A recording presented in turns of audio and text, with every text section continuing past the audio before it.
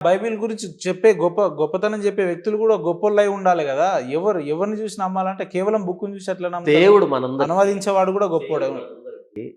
మనల్ని దేవుడు తన పోలికలో తన స్వరూపంలో చేశాడు. మనందరికీ మనస్సాక్షినిచ్చాడు, ఇంకితం, వివేచన శక్తినిచ్చాడు. నేను దీన్ని తెరిచి బోధిస్తున్నప్పుడు ఇంకొక వ్యక్తి అదే తెరిచి బోధిస్తున్నప్పుడు ఈ వ్యక్తి కాంటెక్స్ట్ పరిశుద్ధ గ్రంథం అని మీరు అంటున్నారు. ఏదైనా మీకు నచ్చింది ఏదైనా ఒక పేజ్ తీసుకోండి. ఒక సెంటెన్స్ అది ఏ రకంగా గొప్పతనం వివరిస్తారో ఏమన్నా అట్లా ఓకే. మీరు ఒకటి తీసుకున్నారు కదా! ఈ ఆదికాండం నుంచి ప్రకటన దాకా మొత్తం అన్ని పరిశుద్ధమైనటువంటి మాటలు. నచ్చింది కాదు. నేను అదే అంటున్నాను. చెర్రీ పికింగ్ లాగా తీసుకోవడానికి మిగతావన్నీ చెడ్డవి లేవు ఇక్కడ. చెర్రీ పికింగ్ లాగా దాన్ని ఇట్ట తీసుకునేదానికి లేదు ఇక్కడ. ఆదికాండం మొదటి వచనం నుంచి ప్రకటన గ్రంథం చివరి వచనం దాకా మొత్తం అన్ని పరిశుద్ధమైనవే, అన్ని మంచివే. అది లేదు. అయితే నేనేమంటున్నానంటే ఇందులో ఒక్క చెడ్డదాన్ని బయటికి తీస్తే నేను చూస్తాను చెడ్డదేమైనా ఉందేమో, అది నేను అంటున్నాను. ప్రతీది మంచిదే. ఎందుకంటే ఇవి దైవ వాక్కులు, దేవుడు చెప్పినటువంటి మాటలు. అలా తీయడానికి ఆల్రెడీ అందులో చెడ్డ అంశాలన్నీ వ్యాఖ్యలన్నీ కూడా తీసి ఒక బుక్కే ఉందండి. మీ గుడ్ టైం ఏంటంటే నా దగ్గర ఆ బుక్. ఓకే. దానికి నేను మీకు ఇంతకుముందు పర్సనల్ కన్వర్జేషన్లో చెప్పాను. అదేంటంటే ఒక ఆభరణం ఉందనుకోండి, బంగారు ఆభరణం ఉంది. బంగారు ఆభరణంలో మధ్యలో ఒక నల్లటి రాయి ఉంది, నల్లగుంది. మీరు భూతద్దంలో ఆ నల్లదాన్ని ఇలా చూసి అరే నల్లగుంది నల్లగుండేదాన్ని ₹1,00,00,000 పెట్టాలనా అని అంటున్నారు అనుకోండి. అప్పుడు ఏం చేయాలంటే ఆ భూతద్దాన్ని పక్కన పెట్టి ఆ ఆభరణాన్ని పూర్తిగా చూపించి ఇప్పుడు చూడరా అని చెప్పాలి. ఎందుకంటే వీడు భూతద్దం తీసుకుని పాపం ఆ నల్లదాన్నే చూస్తున్నాడు. ఈ నల్లదాన్ని ₹1,00,00,000 ఎందుకు అంటున్నాడు? ఒరే స్వామి నీ సమస్య ఏంటంటే ఆ భూతద్దం తీసి పక్కన పెట్టి ఇప్పుడు చూడరా అంటే ఇప్పుడు ఆభరణం కనపడుతుంది. ఆ ఆభరణంలో దాని డిజైన్ కానీ దాంట్లో పొదిగించబడినటువంటి ఆ రత్నాలు ముత్యాలు ఇవన్నీ చూసి ఆ మధ్యలో బ్లాక్ చూసావా అది మొత్తం డిజైన్ హైలైట్ చేస్తూ ఉంటుంది. ఇప్పుడు ₹1,00,00,000 పెట్టడానికి ముందుకు వస్తావు. అలా కాకుండా భూతద్దం తీసుకుని నల్లది చూసి నల్లగుంది. సారీ, ఆ నల్లది ఎక్కడ ఇమిడి ఉంది, ఏ డిజైన్లో ఇమిడి ఉంది, ఆ ఫుల్ పిక్చర్ నీకు కనబడితే దాని బ్యూటీ నీకు అర్థమవుతుంది. సో బైబుల్లో ఇక్కడ ఎలా ఉంది, అది నీకు నల్లగా కనపడింది కదా, నో ప్రాబ్లం, నా దగ్గరకు రా, నా ఎదురు కూర్చో, ఆ భూతద్దాన్ని పక్కన పెట్టి ఫుల్ పిక్చర్ చూపెడతాను, ఆ కాంటెక్స్ట్ ఏంటో చెప్తాను. ఎలా చెప్తాను? పర్సనల్గా కాదు, కెమెరా ఎదురుగా చెప్తాను. సమాజం డిసైడ్ అవుతుంది. ఎంత బ్యూటీ ఉందో అందులో సమాజం అర్థం చేసుకుంటుంది. అంతేగాని నువ్వు నల్లది చూస్తేవి, ప్రపంచానికి నల్లది చూపెడుతుంది కాదు. కాంటెక్స్ట్ ఉంటుంది ఇప్పుడు ఇందులో అలాంటి బూతులు ఉంటే దీని మీద పరిశుద్ధ గ్రంథం అనే పేరు అసలు ఎలా పెడతారు నాకు తెలియగలుగుతాను. బైబిల్లో రాయబడిన మాట ఎలా పెట్టారు అనేది రాధా మనోహర్ దాస్ గారు చెప్తాను వినండి. అదే ఆ వ్యక్తి కూర్చుంటే కదా చెప్తాను ఎలా పెట్టారన్నది.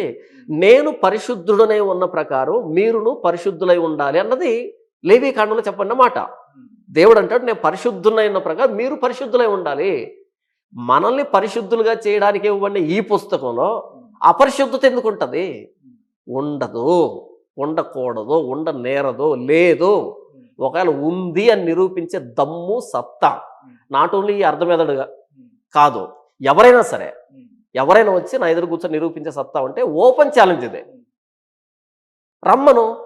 ఆ భూతద్దం తీసి బ్లాక్ ఇక్కడ ఎందుకు ఉందంటే ఇది డిజైన్ రా స్వామి, ఈ డిజైన్లో ఈ బ్లాక్ స్టోన్ ఉంది, ఇక్కడ ₹1,00,00,000 ఖరీదైన ఆభరణం ఇది చెప్తాను. ఆ కాంటెక్స్ట్ ఎక్స్ప్లెయిన్ చేస్తాను నేను. మీరు ఇన్వైట్ చేయండి మాట్లాడానంటే మాట్లాడని అంటున్నారు. ఎట్లా మరి వాళ్ళు వచ్చేది ఎట్లా? నేను అదే అంటున్నా, ఫోన్లో కాదు నాకు కావాల్సింది. ఇప్పుడు ఫోన్లో ఆ వ్యక్తి ఒక మాట అంటాడు, నేను ఒక మాట అంటాను, ఓవర్ ల్యాప్ అవుతుంది వాయిస్, గొడవ వాతావరణం అవుతుంది. అలా కాదు, అక్కడ ఆయన కూర్చోవాలి, ఇక్కడ నేను కూర్చోవాలి, అక్కడ మీరు కూర్చోవాలి. కూర్చున్న తర్వాత ఆయనకి టైం ఇవ్వాలి, నాకు టైం ఇవ్వాలి.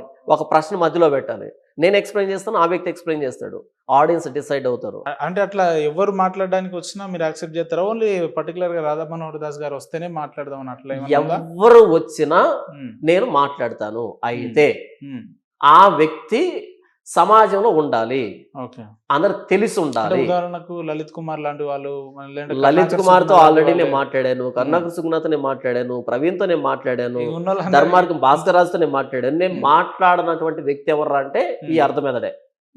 ఆయన పేరు రాధా మనోహర్ దాస్ గారు అండి, మీరు అర్థమెదడు అంటున్నారు. బైబుల్ని ఇష్టం వచ్చినట్టు మాట్లాడినప్పుడు అర్థమెదడే కదా. నీకు ఎంత మాత్రం బైబిల్ నాలెడ్జ్ ఉంది అది కావాలి నాకు అంతే. అవును, అవును. నీకు బైబిల్ నాలెడ్జ్ లేకుండా ఎవరో పుస్తకాలు రాస్తే వాటిని నువ్వు ఇంత బహిరంగంగా ఇంత వ్యవస్థని తిట్టడానికి నీకు సంస్కారం ఏమి నేర్చుకున్నావు అసలు? నేను ఇప్పటికీ ఆ వ్యక్తి ధర్మాన్ని అనను కూడా. ఎందుకంటే ఈ చీడ పురుగును బట్టి అవతల వ్యవస్థను నేను అన్నాను. వీడు చీడ పురుగు, వీడు హైందవ సమాజానికి చీడ పురుగు. వీడేం చేస్తున్నాడంటే వీడు రాయి విసురుతున్నాడు క్రైస్తవం మీద, తిరిగి వాళ్ళు రాళ్ళు విసిరితే వీడి మీద కాదు, వీడు తప్పించుకుంటున్నాడు, హైందవం మీద పడుతున్నాయి. రెచ్చగొడుతున్నాడు. వీడు హైందవ్యానికి ప్రమాదం. మీకు అర్థం కావట్లేదు. క్రైస్తవ్యానికి కాదు వీడు ప్రమాదం, వీడు హైందవ్యానికి ప్రమాదం.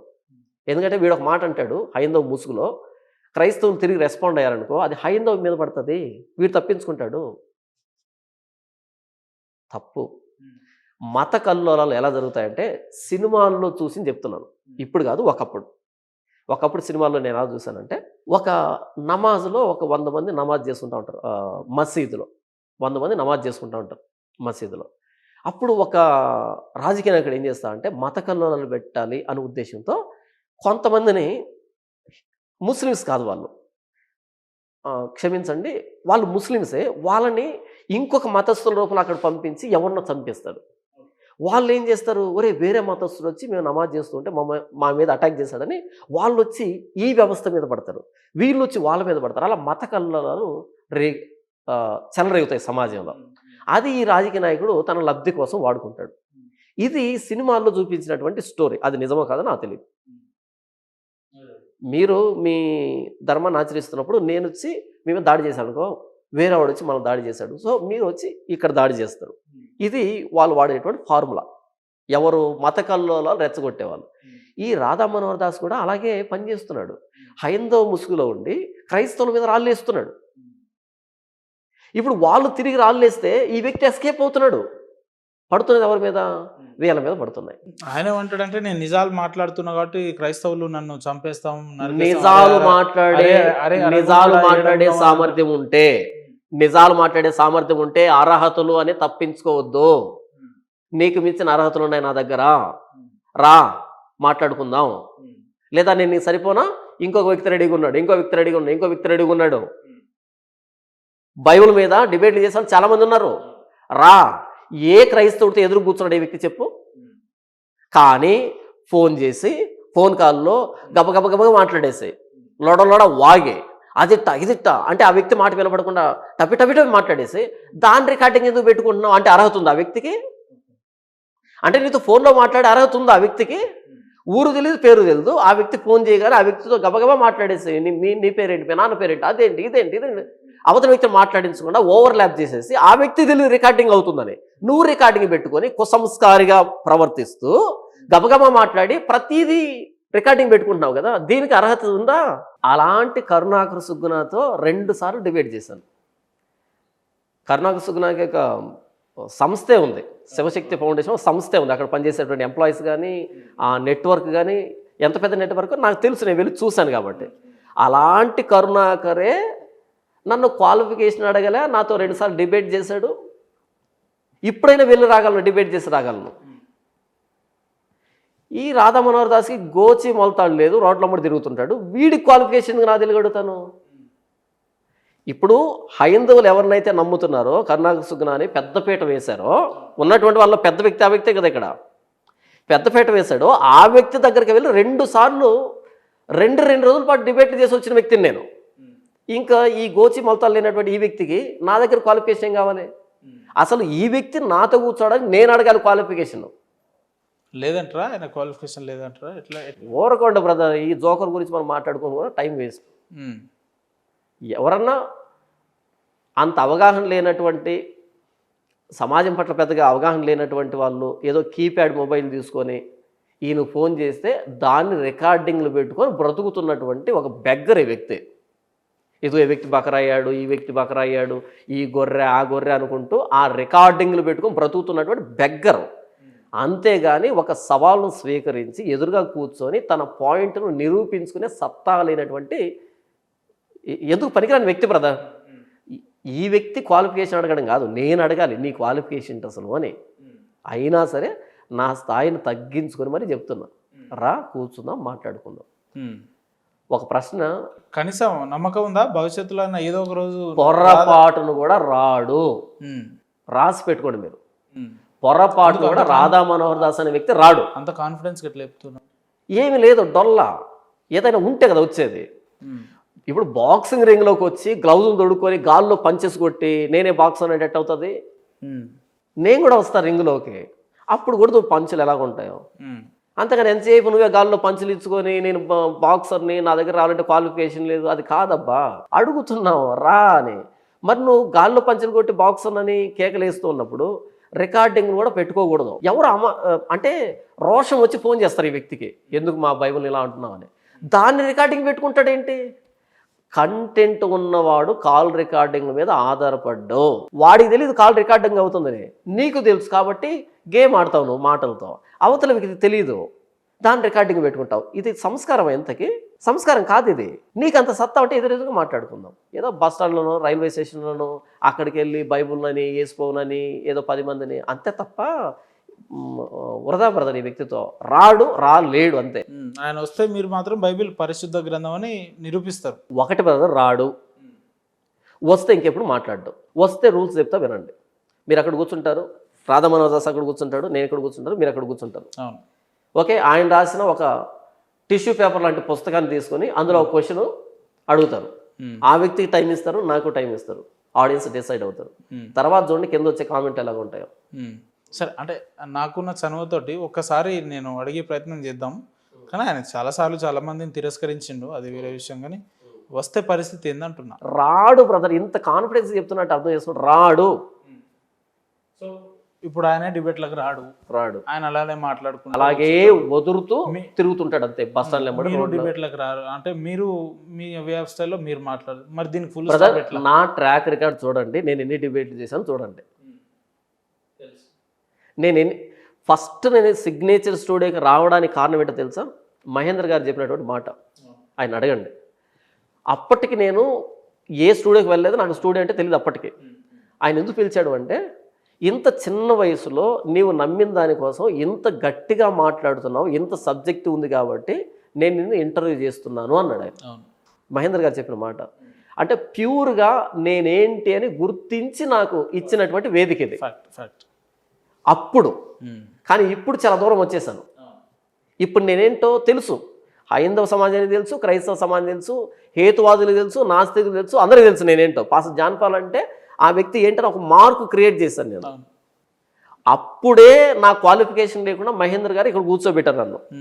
నేను ఆ రోజు ఇంటర్వ్యూకి వచ్చినప్పుడు భవిష్యత్తులో ఏదో ఒక రోజు పెద్ద స్థాయికి పోతారని చెప్పి మా ఎండి గారు ముందే గమనించారు అని అంటే ఆయనకి ఎంత ముందు చూపు ఉంటుందో ఒకసారి ఆలోచన చేయండి. అది ఆయన హానెస్టీ బ్రదర్, నిజాయితీ. అది అందులో నిజాయితీ ఉంది. నేను అక్కడ లోపల కూర్చొని ఉన్నాను. తర్వాత నా ఇంటర్వ్యూ ఉంది. మహేంద్ర గారు నాతో మాట్లాడుతున్నాడు లోపల. ఇక్కడ ఇదే స్థానంలో కూర్చొని ఒక ఎంపీ మాట్లాడుతున్నాడు. ఇక్కడ ఎంపీ మాట్లాడుతున్నాడు, నేను అక్కడ లోపల కూర్చున్నాను. ఆ ఎంపీతో పాటు గన్మెన్లో ఎవరు వచ్చారు అక్కడ, ఆ బయట ఉన్నారు. నేను షాక్ అయ్యాను. ఆయన వెళ్ళిన తర్వాత ఆ ప్లేస్లో నేను కూర్చున్నాను. ఎంపీ అంటే ఆయన ఇక్కడ కూర్చోవడానికి అర్హత ఉంది బ్రదర్. నాకేం అర్హత ఉందని ఇక్కడ కూర్చోబెట్టాడంటే ప్యూర్గా ఈ వ్యక్తిలో సబ్జెక్ట్ ఉంది అనే ఉద్దేశంతోనే మహేంద్ర గారు నన్ను ఇక్కడ కూర్చోబెట్టాడు. ఈయనకి ఇప్పుడు చెప్పండి, మహేంద్ర గారి కంటే పెద్ద విషయమా మన రాధా మనోహర్ దాస్? మహేంద్ర గారు ఆయన డీల్ చేస్తున్నటువంటి ప్రాజెక్టులు కానీ, ఈ నెట్వర్క్ కానీ, ఇదంతా తెలుసు కదా, మాకు తెలుసు, మా లాంటి వాళ్ళు తెలుసు. ఈ గోచి మొలతాలు లేనటువంటి ఈ వ్యక్తి నన్ను క్వాలిఫికేషన్ అవుతాడు. కానీ మహేంద్ర గారు నన్ను ఆ రోజే గుర్తించాడు. ఇదంతా తప్పించుకునే వ్యవహారం బ్రదర్, తప్పించుకునే వ్యవహారం అంతే. సో ఏం చెప్తారన్నా, పొద్దున్న లేస్తే బైబిల్ భూతు పురాణం అని, భూతు గ్రంథం అని, లేదంటే రాంగ్గా పోర్ట్రేట్ చేస్తున్న వ్యక్తులకు యాజ్ ఎ పాస్టర్గా, యాజ్ ఇంటలెక్చువల్గా ఏం చెప్పదలుచుకున్నారు వాళ్ళందరికంటే? బ్రదర్, ఒకటి, వీధిలో కుక్కలు కూడా మురుగుతాయి. వాటి మరుగుళ్ళకి పెద్ద విలువ ఉండదు. ఎవడైనా ఏ స్టేట్మెంట్ అయినా ఇవ్వచ్చు. అయితే ఆ స్టేట్మెంట్ను నిరూపించుకోవాలి. నీవిచ్చిన స్టేట్మెంట్కి నువ్వు కట్టుబడి నిరూపించలేనప్పుడు ఆ మురిగే కుక్కకి నీకు పెద్ద తేడా ఉందని నేను అనుకోను. బైబిల్ భూత పుస్తకం అని అన్నావు, ఓకే ఫైన్. నీకేం కనిపించిందో, ఏం అర్థం చేస్తున్నావో రా కూర్చుందాం, నిరూపించు. నిరూపించకుండా ఎంతసేపు అదే మాట్లాడుతున్నావు అనుకో, ఆ కుక్క మొరుగుడికి నీ మాటకి పెద్దగా తేడా లేదు అనుకుంటా నేను, అంతే. నేను ఒక స్టేట్మెంట్ ఇచ్చాననుకో, నిలవబడతాను, దానికి కట్టుబడతాను, అంతే. ఎంతసేపు బైబిల్ బూతు పుస్తకం అంటే ఎలా ఎలా ఇప్పుడు ఉపేంద్ర అనే మీకు బైబిల్ గురించి తెలియదు, మీరు ఆయన చెప్తుంటే వినాలి. లేకపోతే మహేంద్ర అనే అన్నకి బైబిల్ గురించి తెలియదు, చెప్తుంటే వినాలి. లేకపోతే ఇంకొక యాంకర్కి తెలియదు, చెప్తుంటే వినాలి. అది కాదు. మేము ఉన్నాం కదా పాస్టర్లవి. నేను కాదబ్బా, ఇంకొక పాస్టర్ని సెలెక్ట్ చేసుకో, ఇంకొక పాస్టర్ని సెలెక్ట్ చేసుకో, ఒక్కొక్కరిని ఓడించుకుంటారా. ఆయన ఎవరితో కూర్చోవాలన్నా ఎలిజిబిలిటీస్ కావాలంటున్నాడు. ఇప్పుడు అర్థమైతలేదు. ప్రవీణ్ ఉన్నాడు, ఎక్స్ క్రిస్టియన్ ప్రవీణ్ ఉన్నాడు, అవును. పిలిచాడు డిబేట్కి రాను, వీళ్ళు కూర్చున్నా మాట్లాడాను. ధర్మార్గం భాస్కర్ రాజు ఉన్నాడు, పిలిచాడు, వీళ్ళు కూర్చొని మాట్లాడాను. కరుణాకర్ సుగ్నా ఉన్నాడు, లలిత్ కుమార్ ఉన్నాడు. వాళ్ళు పిలిచారు, వాళ్ళు చెప్పాల్సింది చెప్పారు, నేను చెప్పాల్సింది చెప్పాను, ఆడియన్స్ విన్నారు, ఓకే, డిసైడ్ అయ్యారు. ఒక కోలికి వస్తారు. ఇప్పుడు నేను నిన్ను పిలుస్తున్నా, రా కూర్చొని మాట్లాడు. ఒకవేళ నేను చెప్పలేకపోయాను అనుకో, నా క్వాలిఫికేషన్ లేదనుకో, నేను కదా జోకర్ని అవుతాను. ఇక్కడ తప్పించుకోవద్దు. పోనీ ఎవరితో డిబేట్ చేసావు, నాతో వద్దులే, ఎవరితో డిబేట్ చేసావు, సరే ఎవరికి క్వాలిఫికేషన్ లేదన్నావు, ఇంకో సవాల్ చేయడం ఎందుకు? క్వాలిఫికేషన్ లేనంతో ఎవరికి క్వాలిఫికేషన్ లేదన్నావు, అలాంటప్పుడు క్వాలిఫికేషన్ లేని వాళ్ళ మీద సవాల్ ఎందుకు? లేదు, సవాల్ చేసినప్పుడు ఎవడో ఒకరితో మాట్లాడు, మరలా ఫోన్ కాల్ రికార్డింగ్ పెట్టుకుంటావు, అది ఎందుకు? ఇప్పుడు మీరు ఫోన్ చేసి ఇచ్చారు నాకు, మాట్లాడతాడు. నాతో ఫోన్ కాల్లో కెమెరా ఎదురుగా మాట్లాడేదానికి ఉండే సత్తా డైరెక్ట్గా టైం పెట్టుకొని మాట్లాడేదానికి ఎందుకు లేదు? ఫోన్ కాల్లో అయితే గబగబా వదలొచ్చు, కట్ చేయొచ్చు, మన దగ్గర ఆప్షన్ ఉంటుంది. అది కెమెరా ఎదురుగా అయితే కట్ చేసే ఆప్షన్ ఉండదు. యాంకర్ ఉంటాడు కదా, ఆగు ఆయన చెప్పనే అంటాడు, దొరికిపోతాడు. అది వచ్చింది. మీరు ఆయన ఫోన్ కాల్ సంభాషణ చూసారు ఎప్పుడైనా?